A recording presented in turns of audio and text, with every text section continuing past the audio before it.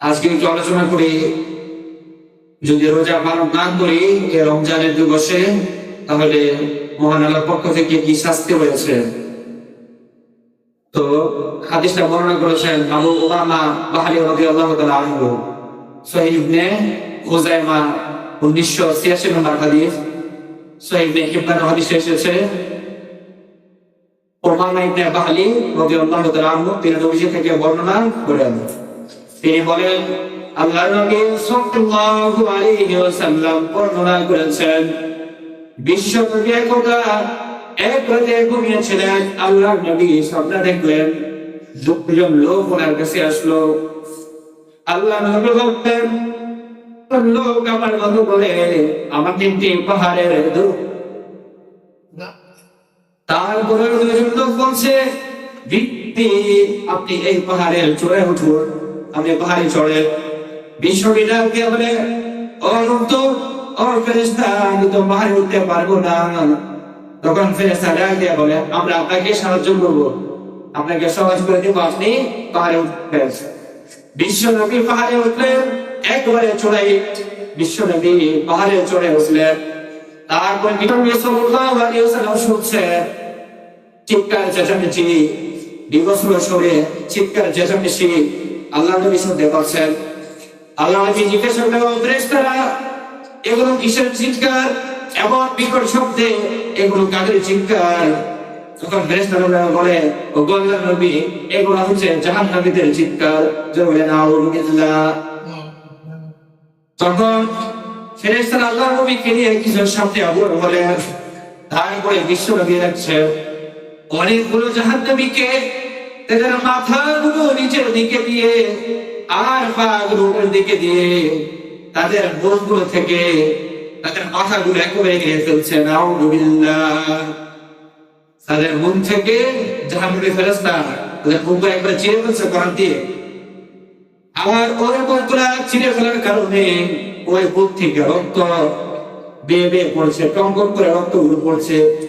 বিশ্বনবী এই ভয়ঙ্কর দৃশ্য দেখে আল্লাহর নবী সাল্লাল্লাহু আলাইহি ওয়াসাল্লাম ওই ফেরেশতাদেরকে বলল, এদেরকে কেন এত কঠিন শাস্তি দেওয়া হচ্ছে, এত বিভৎসনা ভয়ঙ্কর শাস্তি কেন এই জাহান্নামীদেরকে দেওয়া হচ্ছে? তখন এই ফেরেশতারা ডাক দিয়ে বলল, আল্লাহর নবী সাল্লাল্লাহু আলাইহি ওয়াসাল্লাম, রোজা রমজানের দিনে এই জাহান্নামীরা এই পাপীরা দিনের বেলা খানা খাইতো, রোজা রাখতো না। আর রোজা না রেখে দিনের বেলা খাইছো, এই জন্য আল্লাহ রাব্বুল আলামিন যে মুখ দিয়া তারা দিনের বেলা খাইছে সে মুখগুলাকে চিরে ফেলতেছেন। জোরে বলেন আউযুবিল্লাহ। তাহলে রোজা যদি আমরা পালন না করি, মহান আল্লাহর হুকুম পালন না করি, তাহলে আমাদের শাস্তি কি?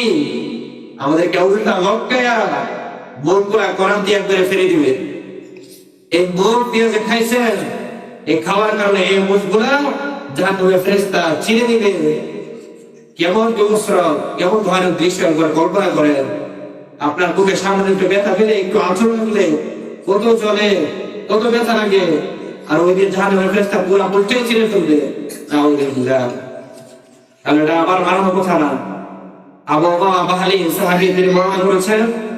আর সহিহ ইবনে খুজাইমা উনি ওনার কিতাবে সহিহ হাদিসে দিয়ে এসেছেন, হাদিস নাম্বার 1986 নম্বর। যদি সহিহ ইবনে খুজাইমা থেকে এটা সারতেন আর আমাকে লিখে দেন 1986, এই হাদিসটা পেয়ে যাবেন। তাহলে আমরা কিভাবে রোজা রমজানের দিনে রোজা ভাঙার চেষ্টা করি? আল্লাহ তাআলা নিয়া আইয়ুহাল্লাযীনা আমানু কুতিবা আলাইকুমুস সিয়াম কামা কুতিবা আলাল লাযীনা মিন ক্বাবলিকুম লাআল্লাকুম তাত্তাকুন। মহান আল্লাহ তাআলা এই রোজা কেন দিয়েছেন? আল্লাহ কি চান যে আমরা রাতে খেয়ে কষ্ট পাই? রোজাটা কেন দিয়েছেন আমাদেরকে? না রাখার জন্য? হয়তো আপনারা কি মনে হয় এই যে আল্লাহ রোজা দিছে এটার কারণটা কি, উদ্দেশ্যটা কি? আল্লাহ কি চান যে আমরা না খেয়ে কষ্ট পাই? এটা চান? এই রোজার উদ্দেশ্য, মূল উদ্দেশ্য কি? লাআল্লাকুম তাত্তাকুন, যেন আপনারা পরহেজগার হতে পারেন, আপনারা পবিত্র হতে পারেন, আপনারা মুত্তাকি হতে পারেন। দেখেন কিভাবে মুত্তাকি হবে, যেন রমজানের পরবর্তীতেও আপনি গুনাহ দেখলে দূরে থাকবেন। এই যে দূরে থাকার একটা প্রবণতা রোজার মাধ্যমে তৈরি হয়। থাকতেছেন, আপনি খান না, এই যে বিরত থাকতেছেন, দূরে থাকতেছেন, এই যে আল্লাহ তাআলা চায় যেন আপনি সামনের 11টা মাসও এবং গুনাহ দেখলে দূরে সরে থাকেন, পাপ দেখলে দূরে সরে থাকেন, চুরি দেখলে দূরে সরে থাকেন, ওইভাবে বিরত থাকেন। এটার জন্য আল্লাহ তাআলা এই রমজান দিয়েছেন। রমজান মানে কি? আত্মশুদ্ধি। আপনার আত্মাটাকে পরিশুদ্ধ করবেন, আপনার মনটাকে পরিশুদ্ধ করবেন। তাহলে এটাই কি একমাত্র উদ্দেশ্য, নাকি খাওয়ানোর উদ্দেশ্য? রমজান আইলে কি এক শ্রেণী চলে যাবে, খাওয়া করলে ইচ্ছা মতো খামো, ইফতারি খামো, সেহরি কি খামো, খানালে কি ব্যস্ত, ইবাদতের খবর নাই। ইফতার নিয়ে ব্যস্ত, ইফতার খাইতে গেলে এদিকে মাগরিবের সালাত শেষ, নামাজের খবর নাই। তাহলে মূল উদ্দেশ্য ছিল রোজা রাখার পরে সমস্ত ইবাদত গুলো ঠিকঠাক ভাবে করা। আর আমরা রমজান মাস পাইয়া খানা নিয়ে ব্যস্ত, মার্কেটিং নিয়ে ব্যস্ত, কে কোন জামা বানাইবো, ঈদের মধ্যে কত হাজার, 20,000, 30,000 টাকার মার্কেটিং করবো, 1 লাখ টাকা মার্কেটিং করবো, এ নিয়ে ব্যস্ত হয়ে পড়ি। কিন্তু রমজানের যে মূল লক্ষ্য উদ্দেশ্য ছিল তাকে অর্জন করা, সেটা কতটুকু অর্জন করতে পারছে সেদিকে খেয়াল নাই। তাহলে আমাদের পরিপূর্ণ ফায়দা অর্জন হবে না যদি আমরা দুনিয়া নিয়ে, খাওয়া নিয়ে, মার্কেটিং নিয়ে পড়ে থাকি, আর যদি আমল ছুটে যায়, নামাজ ছুটে যায়, রমজানের রোজা ছুটে যায়, তাহলে আপনার মাধ্যমে রমজানের সেই আল্লাহ তাআলার নির্দিষ্ট ফজিলত আপনাকে যে মুখাটি বানাবে, জান্নাতি বানাবে, সেটা আপনাদের আমাদের না। এরপরে আসলো মহান আল্লাহ তাআলা কোরআনে আরো কি মাসালা বলছেন, يا أيها الذين آمنوا كتب عليكم الصيام كما كتب على الذين من قبلكم لعلكم تتقون أياما معدودات فمن كان منكم مريضا أو على سفر فعدة من أيام أخر। মহান আল্লাহ কোরআনে বলছেন, যদি কোনো ব্যক্তি অসুস্থ থাকে, কোনো ব্যক্তি, কোনো মুরব্বী যদি অসুস্থ, আর যদি কেউ সফরে থাকে, 72 মাইল ধরে গেলে কি, 48 মাইল ধরে গেলে কি আমরা মুসাফির। কেউ যদি সফরে থাকে, ব্যবসা বাণিজ্যের কাজে দূরে থাকে, তাহলে এই দুজন ব্যক্তির জন্য কি আছে? রোজা আর ভাঙ্গা জায়েজ আছে। কোন ব্যক্তি অসুস্থ, তাহলে এই ব্যক্তি রমজান মাসে সে রোজা না রাখা তার কি আছে? অনুমতি আছে। কিন্তু রমজানের পরে গিয়ে যখন সুস্থ হবে, তখন ওই রোজাটা শুধু কাজা আদায় করে নিবে। তাহলে কোরআনে বর্ণনা কথা বলেছে, 1 নাম্বার অসুস্থ ব্যক্তি, 2 নাম্বার কি মুসাফির ব্যক্তি। কেউ যদি সফরে থাকে, ব্যবসা বাণিজ্যের কাজে, কোন কাজে, এই ব্যক্তি ইচ্ছা করলে রোজা রাখতেও পারবে, ইচ্ছা করলে রোজা ভাঙতেও পারবে। রমজানের পরে সে রোজা একটি আদায় করে নেবে। তাহলে কোরআনের নিয়ম মুসলিম অসুস্থ এবং মুসাফির। তারপরে আছে রমজান মাসে আপনি রাতের বেলা আপনার স্ত্রীর কাছে যেতে পারবেন, এটার অনুমতি কোরআনে আছে। উহিল্লা লাকুম লাইলাতুস সিয়ামি রাফাতু ইলা নিসাইকুম, সূরা বাকারা 165 নম্বর আয়াত। আল্লাহ তাআলা বলেন, অনেকে মনে করে যে রমজান মাসে আমার বিবির কাছে আর যাওয়া যাবে না, এটা কি একেবারে ভুল ধারণা। আপনি রোজা রাখা অবস্থায় আপনার বিবির সাথে শারীরিক সম্পর্ক করতে পারবেন না, কিন্তু রাতের বেলায় যখন আপনি রোজাদার না, তখন আপনি আপনার বিবির সাথে সম্পর্ক করতে পারবেন।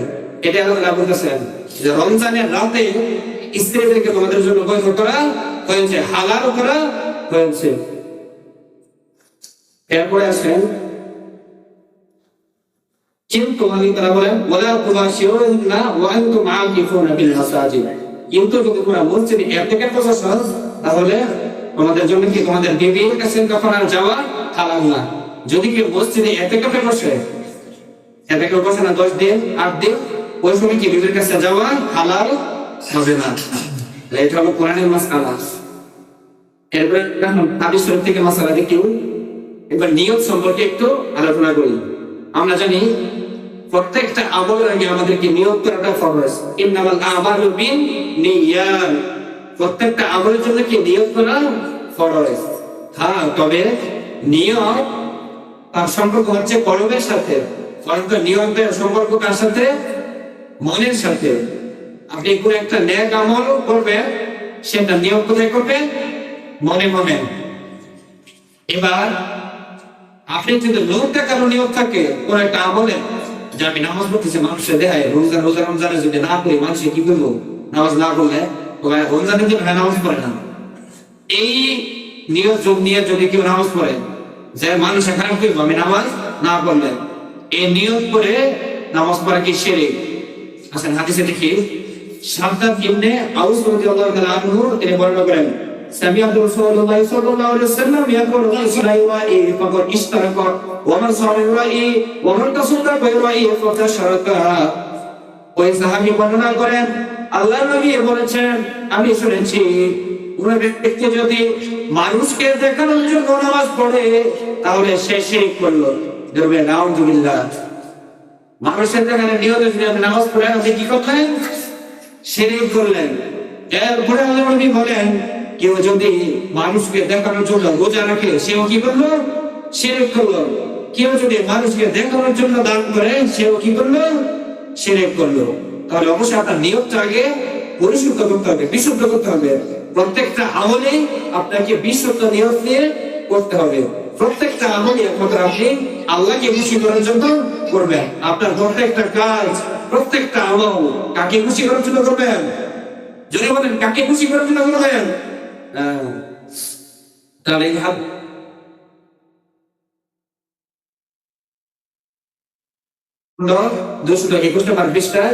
হাদিসটা বর্ণিত হয়েছে, বর্ণনা করেছেন কে? শাদ্দাদ ইবনে আউস রাদিয়াল্লাহু আনহু। এরপরে আসেন রোজা নিয়ত করাটাও ফরজ। আপনি যে রোজা পালন করেন এর আগে একটা নিয়ত আছে না?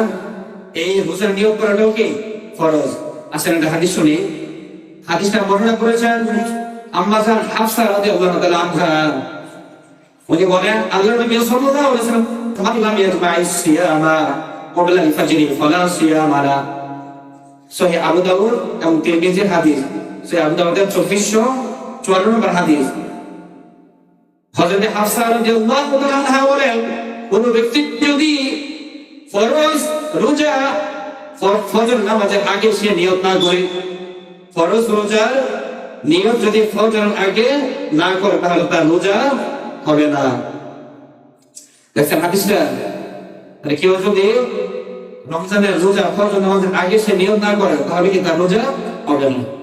এবার নিয়ত কিভাবে করবে? নিয়তের সম্পর্ক কার সাথে? আপনার মনের সাথে। নিয়ত শব্দের অর্থ কি?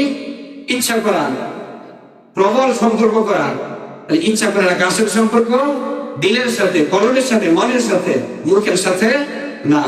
আমরা যে নাওয়াইতু শব্দটি পড়ি এটা কি বিশুদ্ধ নিয়ত না। বিশুদ্ধ নিয়ত হচ্ছে কলবে। আপনি যখন সাহরি খান বলেন তো কোন নিয়তে সাহরি খান? কেউ যদি আপনার বলে ভাই সিয়ারি কেন খেতেছেন, আপনি কি বলবেন? রোজা রাখার নিয়ত আমি খেতেছি। এই যে আপনি নিয়ত হয়ে গেছে। দেখছেন আপনি সিয়ারি যখন খাইতেছিলেন তখন কি নিয়তে খাইতেছিলেন? রোজা রাখার নিয়ত। এই যে আপনার নিয়ত হয়ে গেছে। এখন যদি এক বছর জিজ্ঞাসা করেন ভাই আপনি কেন খেতেছেন, আরে এটা তো মুসলিম সংস্কৃতি মনে হইতেছে এই জন্য খাইতেছি, আমি তার রোজা হইল? নিয়ত হইল? হয় নাই। আমরা যখন সাহরি খাই তখন আমরা কি নিয়ত করি যে আল্লাহ আপনার হুকুম, রোজা রাখার নিয়ত আমি সাহরি খাইতেছি। এই যে আপনার নিয়ত হয়ে গেছে, ফরজ আদায় হয়ে গেছে। এরপরে আসে সহিহ মুসলিমের 2582 নম্বর হাদিস। আম্মা জান আয়েশা বলেন যদি নফল রোজা হয় তাহলে তার যে কোনো সময় করা যায়। নফল রোজা যদি হয়ে থাকে তাহলে তার নিয়ত কি আপনি যে কোনো সময় করতে পারবেন। সেটা ফজরের আগে করাটা আবশ্যক না, করতে পারবেন। এরপরে আসে সাহাবীর বিষয় নিয়ে। আল্লাহর নবী সাল্লাল্লাহু আলাইহি ওয়াসাল্লামের সাহাবী আনাস রাদিয়াল্লাহু আনহু বলেন তাসাহহারু ফা ইন্না ফিস সাহুরি বারাকাতুন। সহিহ বুখারী ও মুসলিমের হাদিস। হযরত আনাস রাদিয়াল্লাহু আনহু বলেন আল্লাহর নবী বলেছেন তোমরা সাহরি খাও, কেননা সাহরির মধ্যে অফুরন্ত বরকত রয়েছে। জোরে সুবহানাল্লাহ।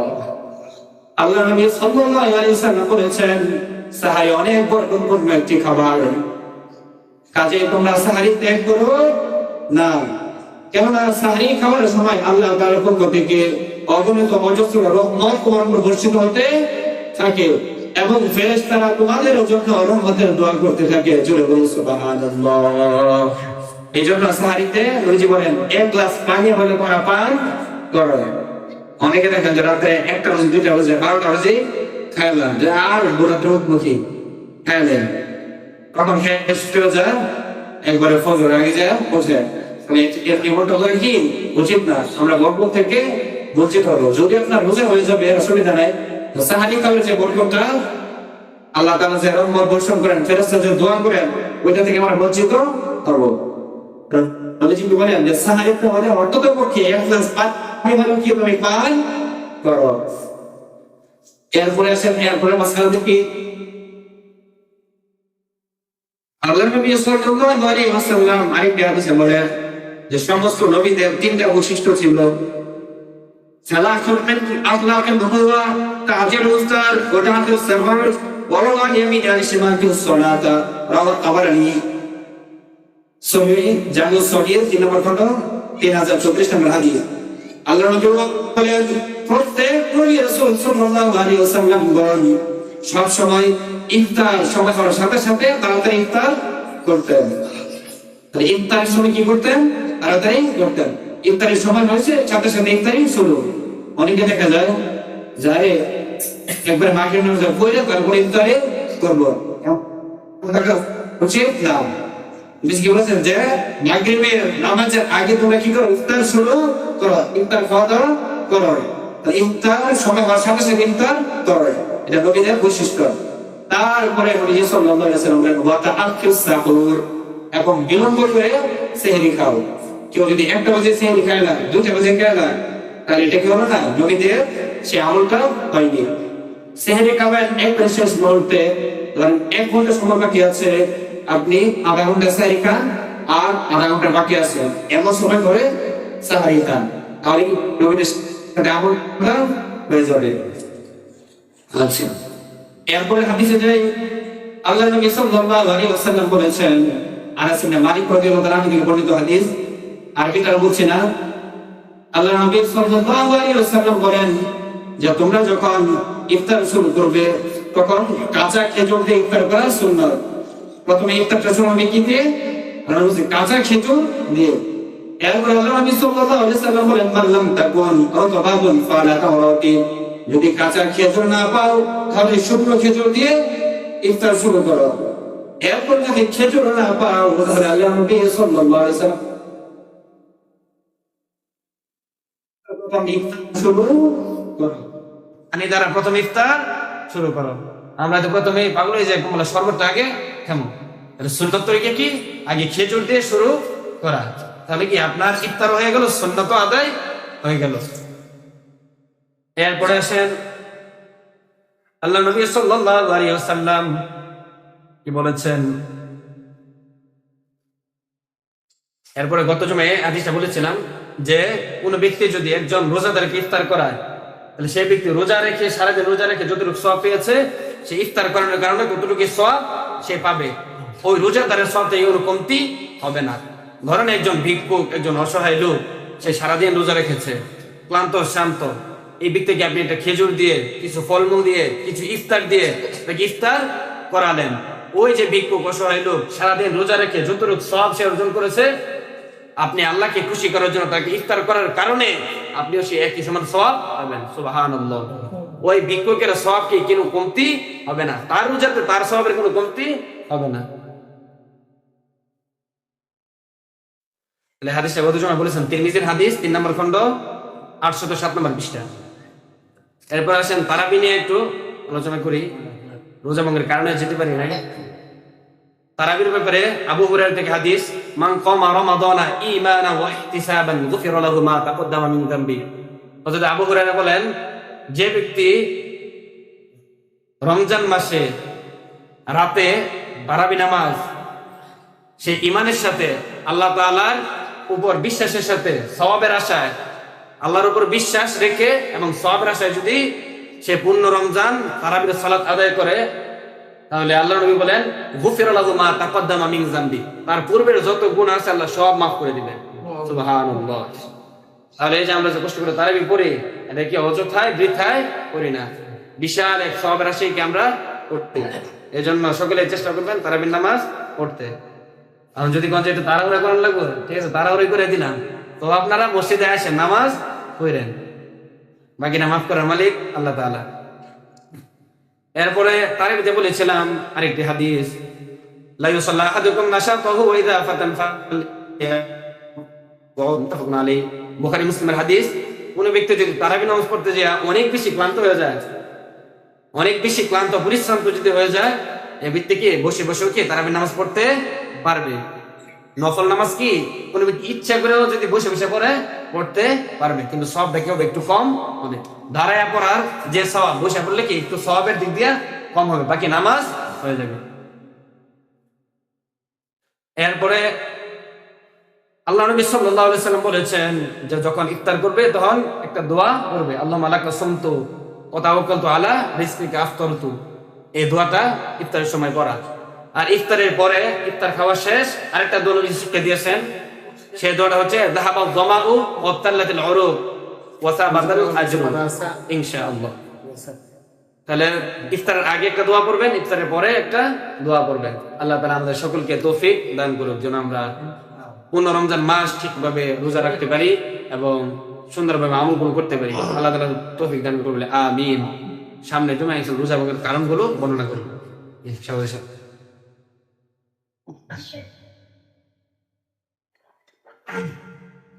আসসালামু আলাইকুম। সম্মানিত ইমাম সাহেব এবং মসজিদের সম্মানিত মুসল্লিয়ান,